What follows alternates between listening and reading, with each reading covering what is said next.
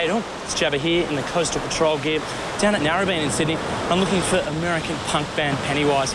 They're meant to be out in the surf somewhere, so we've collared these two guys from Pennywise. Wow, what a fluke. Hey, how's it going? Wow, what are you doing here? Wow, Jim and Fletcher. Now, guys, could you give me a really brief history of Pennywise for anyone that isn't familiar with the band? Well, we started back in 1989 in a little garage out in Redondo Beach, listening to punk rock all our lives, and nothing better to do than to make a lot of really sick noise. So that's where it started, playing backyard parties and getting in trouble with the police and things like that. And here we are today in Australia playing music and going surfing.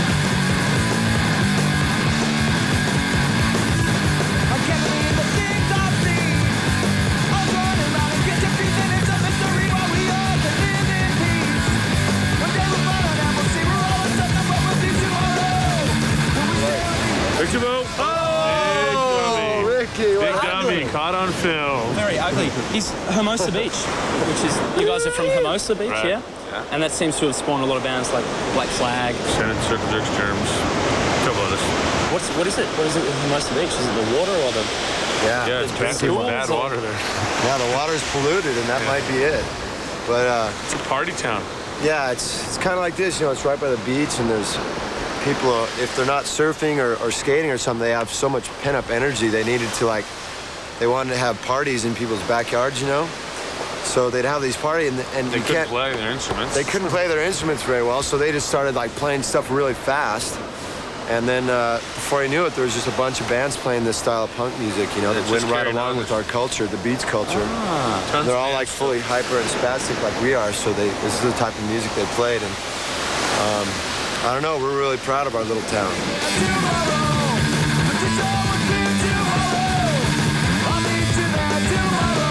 Now, you guys are touring with a surf video at the moment, is that right? Right. You play that, or that's playing while you're playing? No, it's actually, Taylor Steele's a kind of a world-renowned surf film director, like, who's really brought about a big renaissance in surf movies of his style of creating you know, the most radical, up-to-the-minute surfing with really radical surf punk soundtrack.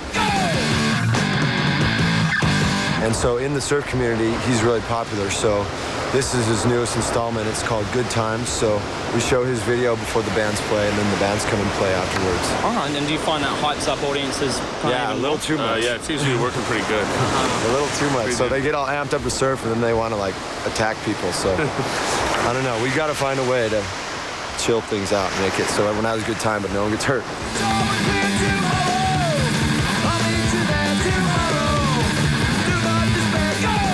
Now, is it true that you only come to Australia for the surf? Well, no, we wanted to play some shows, but the waves really good too, so we decided, damn, there's a lot of flies on this beach. But, you know, we wanted to get some waves and play some good shows, so what a better place to do it than Australia. It's great here. We love people. The fans are great. Is it much like back home? It's better. It's kind of like the same atmosphere, but like nicer people that are kinder and just want to have fun and drink beer and pass out on the streets. The waves are better too. So yeah. Our waves are all polluted and shitty, and there's gangs and people want to shoot you and stuff like that. So you come here and just have a good time. You have gangs at the beach. But we won't spread the word at home, you know. So people come here and invade your we'll beautiful keep it land. quiet. We're gonna wind up moving here someday. We'll tell them the waves are small and the people are really mean, so no one will come here.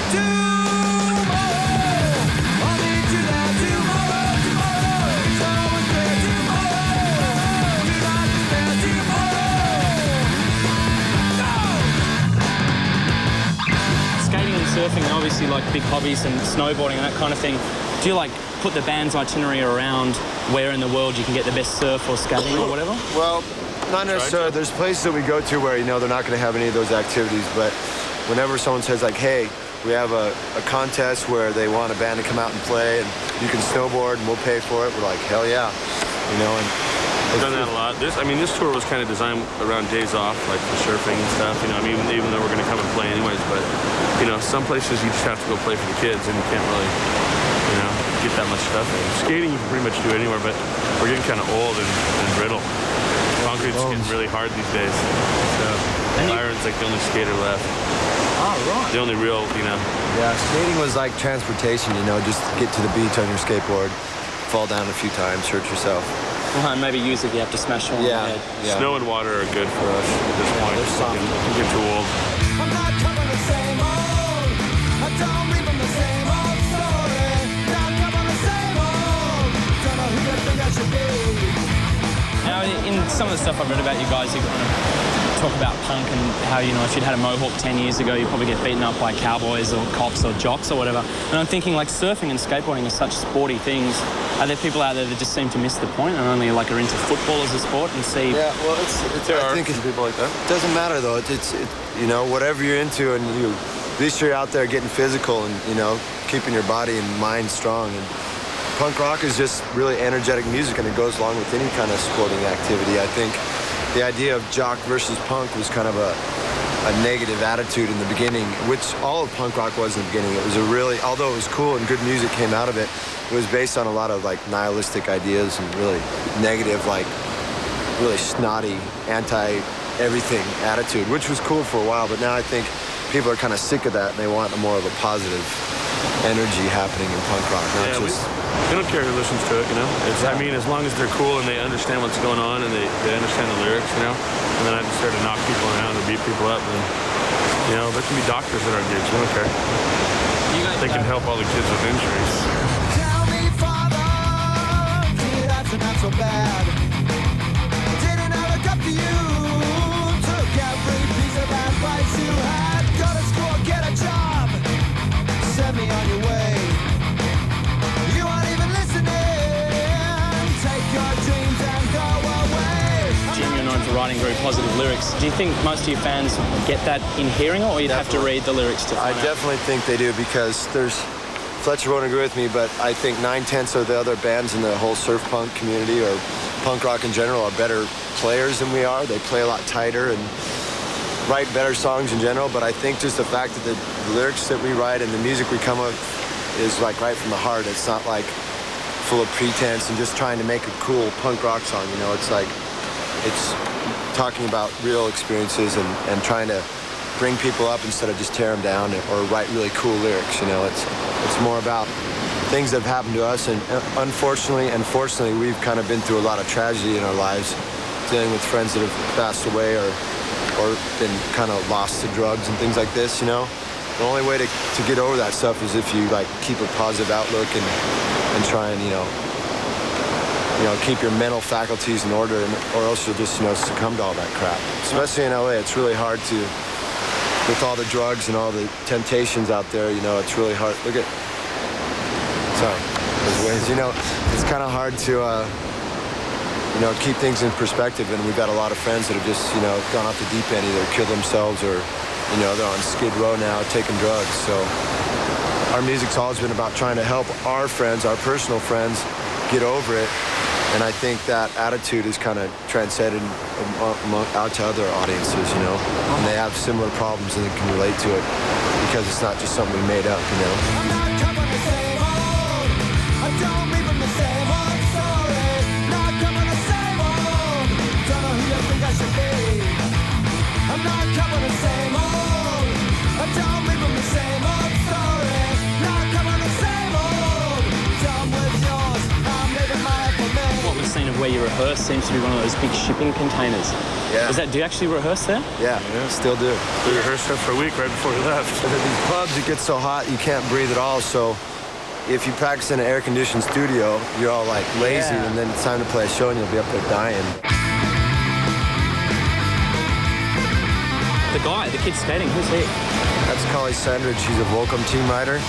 He was a national pool champion in pool skating. Oh, right. And Hawaii.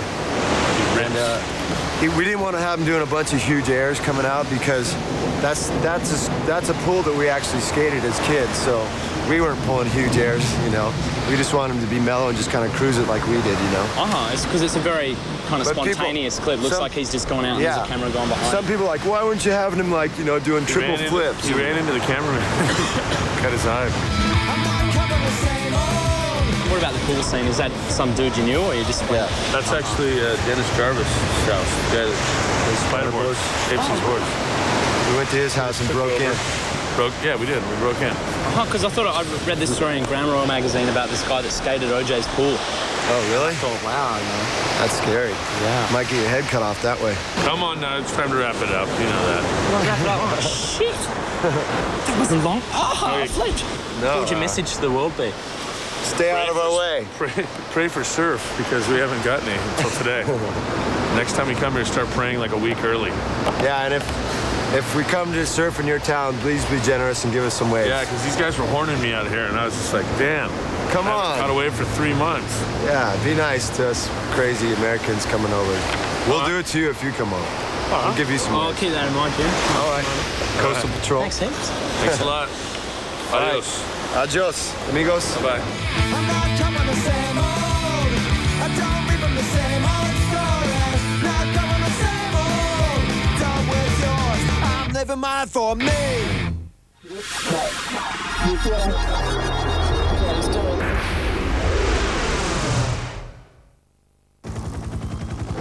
Opened fire on the suspect. A 33-year-old woman was killed in front of her 2 young sons today. The suspect was armed with a handgun. I walk down my street, you see me home in the end. Now there's spray paint on the walls. I see a house that at one time looked nice, but now it is abandoned. There's nothing left at all. So why, must we let our chances fly? And when, will we ever see hope again? And why, is it so hard to say goodbye? Oh well, at least I can still remember when our city used to be such a beautiful place. But now you can't walk down the street and think don't seem to say. My hands are in the air, it makes no sense to me. And I cannot explain this tragedy.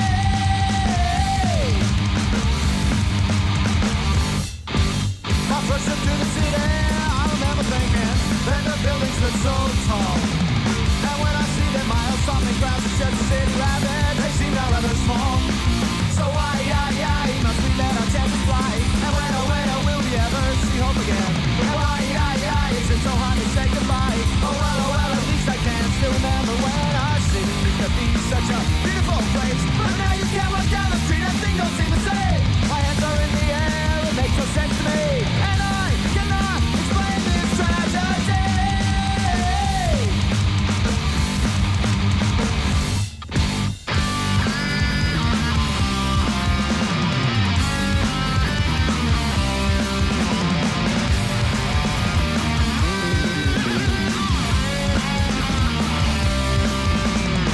Feels like I'm living in someone else's dream. Doesn't seem to fit the way that things should be. It's like a dark I swallowed up humanity. Whatever it is, it's beyond. Hey! Homesickness is the flu that surrounds me. A virus spreading through the street, it astounds me. Homesickness! The city used to be such a beautiful place. But now you can't walk down the street and things don't seem the same. My hands are in the air, it makes no sense to me. And I cannot explain this tragedy.